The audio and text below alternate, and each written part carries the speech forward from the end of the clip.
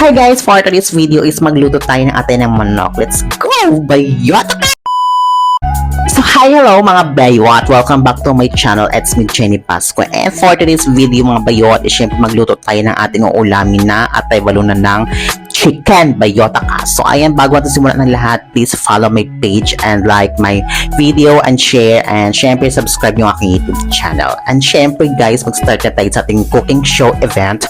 So ayan, gigisahin natin yung ating luya at bawang guys para panggisa dun sa ating niluluto atay balunan bayot. So after yan guys, is ilunod na natin syempre yung ating atay balunan para mag-absorb yung lasa ng ating bawang at luya.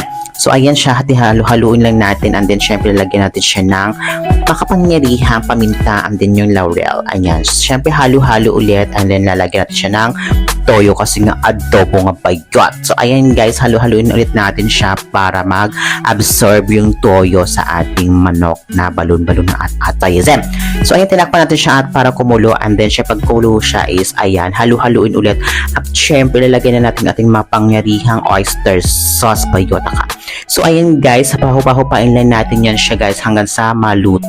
Then after ng mga ilang minutes, nilagyan natin yung ating laurel at ayan, halo-halo ulit hanggang sa mahalo at mahilo yung ating atay balunan bayot. So ayan, lagyan na natin yung ating napakagandang sitaw bayot para dyan sa ating ulam na patay balunan. So ayan guys, na preparation natin is ready to eat na tayo, at then syempre ayan. So ayan, kakain na tayo dyan, and sana mag-enjoy ka sa panonood ng aking eating show at ang aking cooking show event, at huwag kayo magsawang sa pagsuporta sa aking mga video.